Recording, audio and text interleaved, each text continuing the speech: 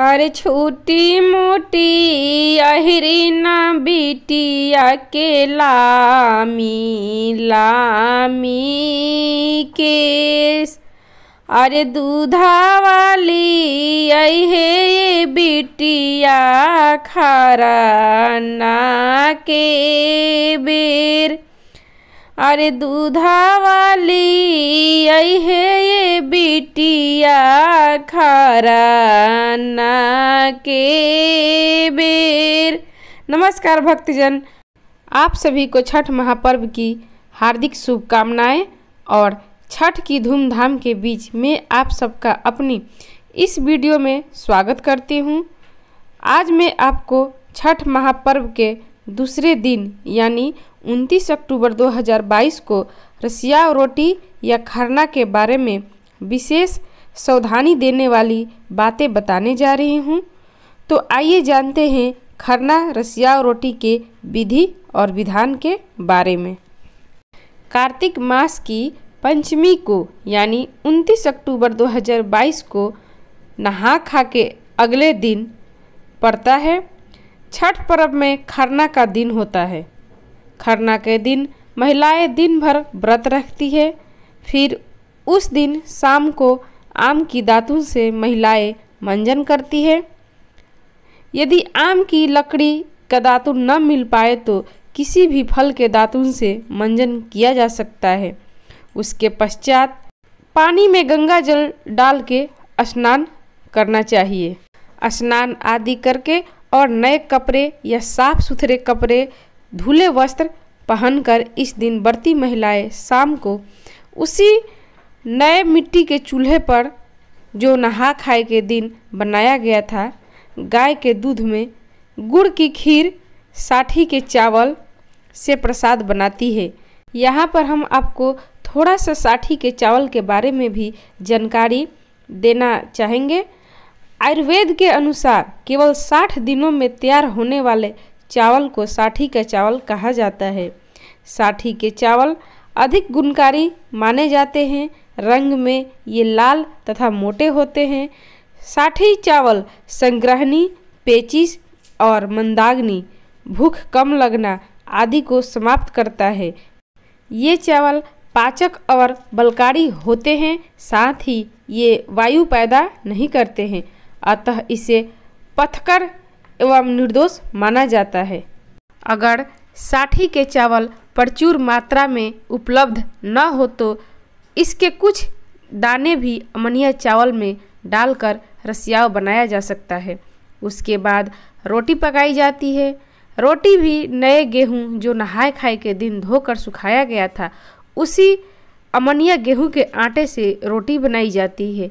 यहाँ ये विशेष ध्यान देने योग्य बात है कि चूल्हे में सिर्फ आम की लकड़ी के ईंधन से प्रसाद पकाया जाना चाहिए और जहाँ आम की लकड़ी प्रचुर मात्रा में नहीं हो वहाँ कम से कम 1-2 आम की लकड़ी का प्रयोग करके खाना का प्रसाद बनाया जा सकता है। फिर व्रती महिला शाम को छठ मैया का स्मरण करते हुए घर में एक जगह बैठकर धूप दीप अगरबत्ती जलाकर होम करते हुए फल जिसमें केला आदि का प्रयोग करते हुए पूजा करती है। व्रती महिलाएं प्रसाद को केले के पत्ते पर या पीतल की थाली में प्रसाद निकालकर अग्निदेव को और छठ मैया को अर्पित करती हुई और फिर अग्रासन निकाला जाता है। खरना या रसिया रोटी की पूजा करते समय हमेशा पूर्व दिशा की ओर मुँह करके छठी मैया की पूजा करनी चाहिए। जैसा कि अभी हमने आपको व्रती महिला द्वारा अग्रासन निकालने के बारे में बताया, उससे बाद में घर का कोई सदस्य द्वारा खा लिया जाता है या किसी गाय को दे दिया जाता है। फिर उसके बाद व्रती महिला सिर में सरसों का तेल लगाती है और पीले रंग का सिंदूर लगाती है और फिर छठ मैया और सूर्य भगवान की पूजा करके उन्हें माथा टेक कर प्रणाम करके प्रसाद ग्रहण करती है। पूजा के दौरान व्रती महिलाएं माँ छठ से जुड़ी पारंपरिक छठी मैया के गीत भी गाती है। खरना के पूजा का वातावरण अति मनमोहक और मनोहारी भक्तिमय हो जाता है। उसके बाद उसी प्रसाद में से घर के सभी सदस्य वही प्रसाद ग्रहण करते हैं, यानी कि रसिया और रोटी। इसके बाद से 36 घंटे का निर्जला छठ व्रत शुरू हो जाता है। व्रती इसके बाद छठ पूजा के समापन होने तक अन्न और जल ग्रहण नहीं करती। इस पूरे छठ व्रत के दौरान व्रती महिलाएं जमीन पर साफ सुथरे धुले बिस्तर पर सोती है। मान्यता है कि जो कोई छठ पूजा को पूरी श्रद्धा भाव से करता है, व्रत रखता है, उसके घर सुख संतान की उम्र लंबी होती है, समृद्धि आती है।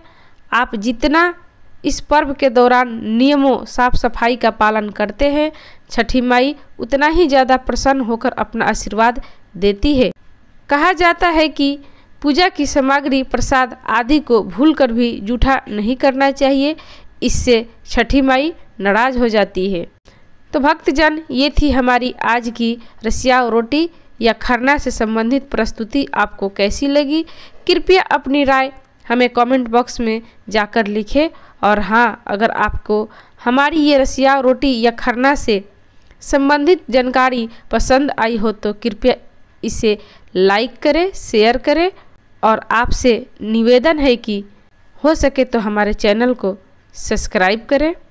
अब हम आपसे अनुमति चाहेंगे कि हम अपनी अगली वीडियो में छठ महापर्व के तीसरे दिन यानी 30 अक्टूबर 2022 को छठ पूजा के पहला अर्घ से संबंधित महत्वपूर्ण जानकारी लेकर फिर से उपस्थित होंगे।